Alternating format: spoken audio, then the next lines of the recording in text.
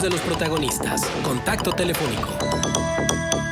Bueno, qué gusto recibir a Marielena Morera Mitre, presidenta de Causa en Común, y qué bueno que podemos tenerte acá en el arranque del año y en la valoración que hacemos de lo vivido en 2021 y la expectativa en 2022, aunque estos primeros 10 días han sido bastante abrumadores en materia de inseguridad.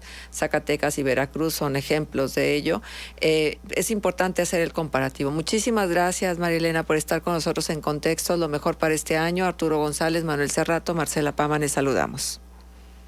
Muchas gracias, Marcela, Manuel y Arturo, pues que tengamos un mejor año. Les mando una felicitación que todavía se vale en enero. Claro. Sí, gracias, claro, Marielena, supuesto. igualmente. Bueno, ¿cómo se presentan las cosas? ¿Qué anota esta cantidad de asesinatos que ha habido en estos primeros días del 2022? ¿Y cuál es el recuento que se hace de 2021, Marielena? Mira, definitivamente estamos en un momento muy complicado para México. La violencia lo único que ha hecho es aumentar. Si bien nos mantenemos en los mismos números altísimos de homicidios, hasta finales del año pasado teníamos 107,000 homicidios en lo que va del sexenio del presidente. Aunque él diga que vamos mejor, pues definitivamente vamos muy mal, porque es como si dijéramos que un paciente está en coma y lo mantenemos en coma y decimos que bueno, que ahí vamos mejor. Si ustedes recuerdan, cuando entró el presidente López Obrador dijo, no tengo derecho a fallar, ¿no? Así inició su presidencia hace 3 años, y después de arrasar en las urnas con sus promesas precisamente de erradicar la corrupción, la desigualdad y la inseguridad, pues nos encontramos a 3 años de distancia en la misma situación. No tenemos elementos concretos para decir que las cosas vayan a mejorar, desgraciadamente, porque si bien pues cada año tenemos la esperanza de un mejor panorama para nuestro país, pues la sola esperanza no cambia en nada nuestra situación cuando no se acompaña de cambios en las acciones de gobierno. Y en el ámbito de seguridad y justicia, la violencia se recrudece este año, como bien decías al inicio, con pues, las masacres que hemos visto en Zacatecas y en Veracruz, donde en Zacatecas pues dejaron 10 cuerpos abandonados en el Palacio de Gobierno. En Veracruz vimos pues un video terrible de cómo estaban amenazando a la gente ahí, todos hincados frente a los miembros de un grupo criminal, ¿no? ¿Y por qué no tenemos esperanza? Bueno, porque estas atrocidades no van a ser castigadas en un país donde se esclarece solamente el 1.4% de los delitos. Uh-huh.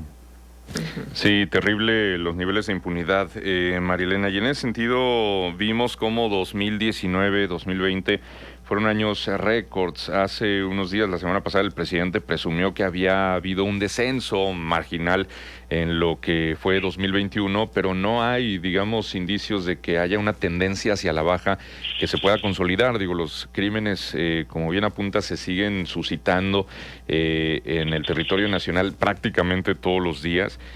Ahora, seguimos sin ver una estrategia clara de seguridad, más allá de luego esas acciones que se informan por parte del gobierno federal, que si la Guardia Nacional estuvo aquí o allá, pero es una estrategia que no involucra a gobiernos locales, entonces así poco se pudiera hacer. ¿Hay algún indicio de que eventualmente a lo largo de este año pudiera haber un giro de timón en cuanto a la estrategia de seguridad?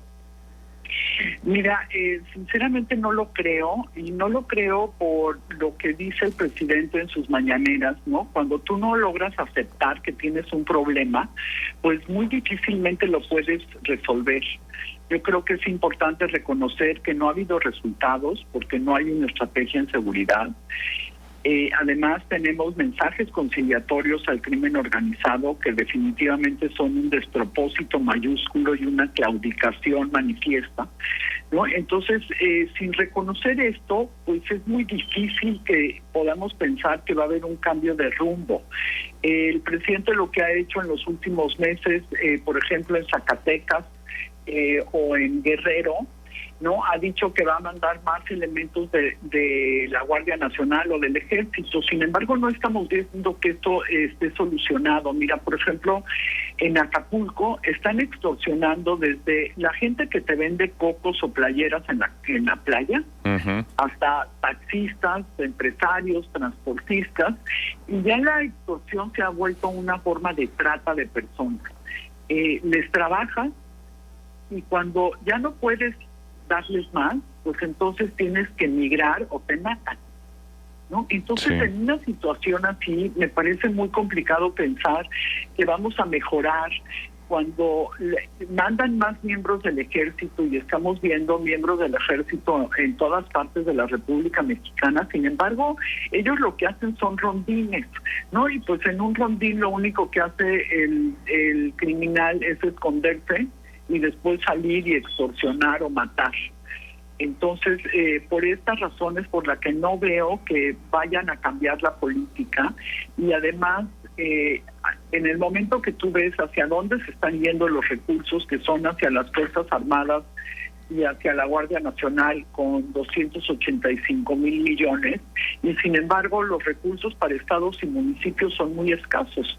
Por ejemplo, en el tema municipal, quitaron el Fortafet, que era el fondo de fortalecimiento que daba el gobierno federal a 300 municipios más o menos en el país. Sin embargo, lo suspendieron desde el año pasado, y ahora, en lugar de dar estos 4,000 millones que daban, van a dar 2,600 millones. Entonces, no vemos por dónde a nivel federal vayan a cambiar las cosas. Lo que sí está pasando, y hay que reconocerlo, es que algunos gobiernos municipales sí están tratando de cambiar las cosas, y así lo vemos, por ejemplo, en el caso de Morelia, de Nezahualcóyotl, de Orizaba o de San Pedro Garza García, donde los gobiernos municipales se han puesto las pilas, están preparando a sus policías, no solamente en el tema de seguridad, sino también en justicia cívica, y podría ser que apostarle al ámbito municipal sea ahora lo que nos queda, porque no vemos cambios en el nivel federal. Y en el nivel estatal estamos viendo que ya hay 10 gobernadores que optaron por poner a un militar o a un marino al frente de su Secretaría de Seguridad. Y desgraciadamente vemos que esto tampoco no va a solucionar, porque un militar o un marino puede servir para muchas cosas, pero no está preparado para la seguridad. Sí, exacto.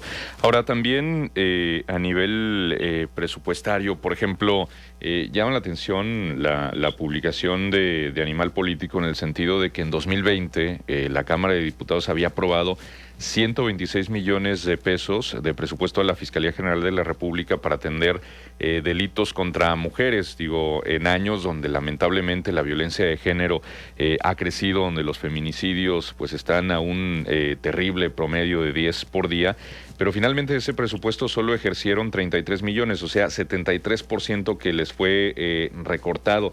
En ese sentido, pues tampoco pareciera que hubiera algún interés por dotar a las instituciones de herramientas para el combate al delito. Además, una fiscalía súper cuestionada desde su autonomía, desde su titular. En fin, es decir, tampoco a nivel institucional o presupuestario se ve que haya alguna voluntad de mejorar las cosas, María Elena. Así es, mira, a nivel de las fiscalías tenemos un completo desastre, ¿no? En un país donde, pues como decía, se soluciona el 1.4% de los delitos que se cometen. Entonces, ¿en dónde está la esperanza para poder pensar que se van a solucionar los homicidios? Simplemente, ¿no? Ya no hablemos de muchos más delitos. La pérdida de la vida es lo más grave, y sin embargo, ni en el plano de las mujeres, ni en el plano general de los homicidios dolosos, estamos viendo que estén fortaleciendo a las fiscalías locales. Y la Fiscalía General, además de completamente cuestionada porque el fiscal se encarga solamente de sus venganzas personales, tampoco no estamos viendo que la Fiscalía General de la República esté atrayendo los casos que sí le corresponden, porque recordemos que el homicidio es un delito del fuero común, ¿no? Que termina siendo una confusión en nuestras leyes, porque siendo un delito del fuero común lo inician las investigaciones los gobiernos estatales y después pasa al gobierno federal, ¿no? Entonces no estamos viendo, por un lado, ni que realmente estén investigando los gobiernos estatales, ni tampoco que la Procuraduría General de la República esté atrayendo los casos más graves para realmente investigarlos y sancionarlos. Y es como todo en la vida, si tú no sancionas, pues entonces no vas a evitar que se sigan cometiendo. Y en México es tan barato matar, ya sea porque te cobra muy barato un sicario por matar a una persona, y también es muy barato porque la impunidad mata, ¿no? Al quedarse todos estos crímenes impunes, lo que le dicen a los criminales es lo puedes seguir haciendo. Y todo esto termina provocando que realmente tengamos un problema muy grave en la sociedad, porque nos estamos acostumbrando a una extrema violencia, ¿no? Veía, por ejemplo, los 2 casos de masacres en este principio de año, que ya realmente no, pues no asombran a nadie, ¿no? Y no horrorizan a nadie. Y me parece que esto es gravísimo, ¿no? En una sociedad que se está pues se está convirtiendo completamente, se está deshumanizando, yo diría, cuando ni siquiera alcanzas a horrorizarte por algo que le pasa al otro. Sí. Marilena Arturo Morera, le saluda Arturo González. Buenos días. Buenos días, Arturo. Quiero preguntarle, tal parece que el gobierno actual retoma 2 vicios de los gobiernos anteriores. En el caso de Felipe Calderón, mantener la militarización, y en el caso de Enrique Peña Nieto, pues dejar de hablar del tema de la violencia, ¿no? Que fue una de las estrategias de Enrique Peña Nieto, como si con eso desapareciera el problema, ¿no? Pero recuerdo que hace 10, 12 años, uno de los grandes, de las grandes aspiraciones que se tenía desde la sociedad civil y el propio gobierno era la transición de este modelo militarizado de seguridad pública a un modelo civil más funcional. ¿Qué pasó con esa aspiración? ¿La abandonamos ya por completo? ¿Ya Arturo, nos conformamos? Arturo, no te escuché bien. Un paso de la militarización ¿a qué, perdón? De la militarización a un modelo más funcional de seguridad civil, es decir, donde las instituciones civiles se hagan cargo. Ese era el gran derrotero que teníamos, el gran objetivo y la aspiración. ¿De plano ya tiramos la toalla en eso? ¿Abandonamos ese modelo? Pues mira, yo creo que hay organizaciones como Causa en Común que definitivamente no lo hemos abandonado. Sin embargo, pues no hay, en este momento realmente no hay manera de pensar que van a cambiar las cosas y que los militares se van a regresar a sus cuarteles en 2024, como dice la Constitución en la ley de la Guardia Nacional. Desgraciadamente es un círculo vicioso. Entre más dinero les pones a los militares, menos dinero les pones a los civiles. Y recordemos que si no hay dinero, pues no hay profesionalización, ¿no? Y no vamos a tener mejores policías para 2024. Entonces, nosotros lo que estamos planteando en varias mesas de discusión es que si hay otros caminos, que podemos volver a pensar en generar realmente un sistema nacional de seguridad pública, porque hoy está colapsado, ¿no? No promueve ni la prevención, ni el desarrollo de los policías, ni la parte ministerial, ni el sistema penitenciario.